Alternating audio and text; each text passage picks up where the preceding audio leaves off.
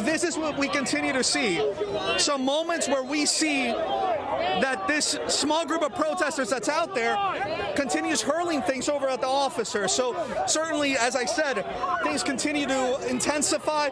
Things are getting more and more tense as the night goes on. But I cannot stress enough the fact that this is just a small group of protesters that are trying to escalate things. Most of the people that we've seen tonight are trying to remain calm. But at this point, when things are being hurled at the police officers, when things are being thrown, certainly the officers at this point felt the need that they had to move the line back. As you can see, we're just walking you through what's been happening here. It appears that they're looking to detain someone over here, and you can see what's happening now. There's an arrest that's happening.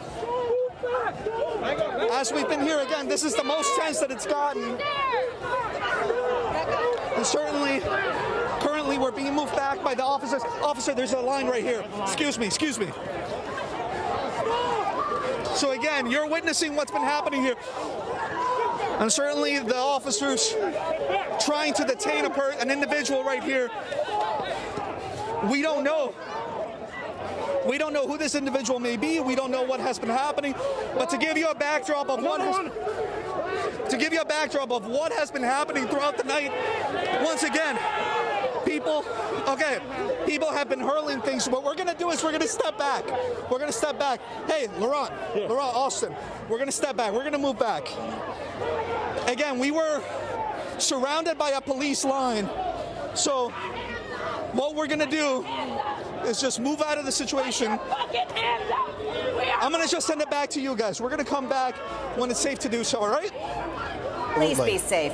It started just before 11 o'clock Thursday morning. I heard a boom, boom, boom, boom, boom against the wall of the inside of my apartment. And I was going to knock because I thought it was kind of loud. But I said, you know what? They're doing construction. They're going to tear it down. And then I got a call at work that the building collapsed. Terry Fry was forced to evacuate her home after the building next door collapsed. The interior of 211 34th Street exposed from the ground floor to the roof. Fortunately, the building is scheduled to be demolished, so it was vacant at the time. There are no people injured. There are no people missing. We've evacuated the collapsed building. We've evacuated 213, which is the corner building. Then, just before 4:30 Thursday afternoon, the FDNY was called to another collapse just 2 blocks away. This time, a suspended scaffolding came crashing down from an 11-story building on 36th Street. I had been hearing things falling into my air conditioner occasionally over the last few days. And then so I heard this clunk, and I thought it was another small screw, and then all of a sudden this huge crash, a tumbling sound. And of course I carried on and ran around, looked at the window, and saw, this horrible thing. People were hanging there, and that happened. It's just crazy. One person was killed, 2 others suffered severe injuries, and a 4th person suffered minor injuries in the collapse. It appeared they were doing facade work at the top of the building in the roofline area. Yeah, and what you're looking at now is that roofline area. I'm going to pan across here, my photographer pan across so you can see part of that masonry work is missing. Clearly it had fallen.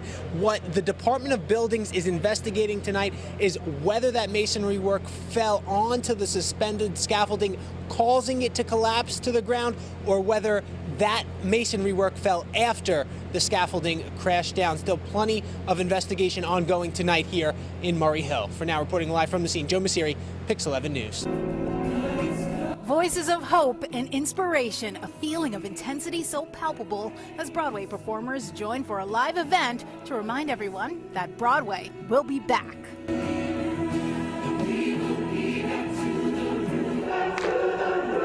Alan Renee Lewis is the Associate Artistic Director of the Broadway Inspirational Voices and writer of the event's theme song that delivers a message of hope. It's been very difficult, I'm someone that, eats, breathes, lives theater. And so the shutdown has been, specifically hard. The words are one that looks back to say, look at this crazy year we've been in. But, I could hear the sounds of laughter, the tears of joy filling the air. He, along with other members of the theater community, aimed at shining a light on artists who have suffered during the pandemic while celebrating a sense of community and diversity within the arts and New York City. All performers were paid, and the event was sponsored by Broadway Cares Equity Fights AIDS, NYC Next, and the Times Square Alliance. Now, even though it was a busy scene, the rumbles of the subway and city traffic couldn't muffle their melodic sounds.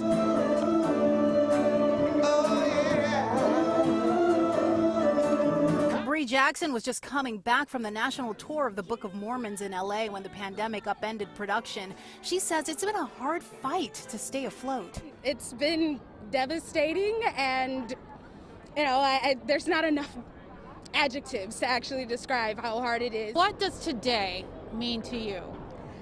It's hopeful. I mean, it's great to have the sunshine, the warmth, to see some kind of thaw out of all of this. This event today has brought so much hope, and this event has inspired us, to continue moving forward, so when we come back, we can be ready.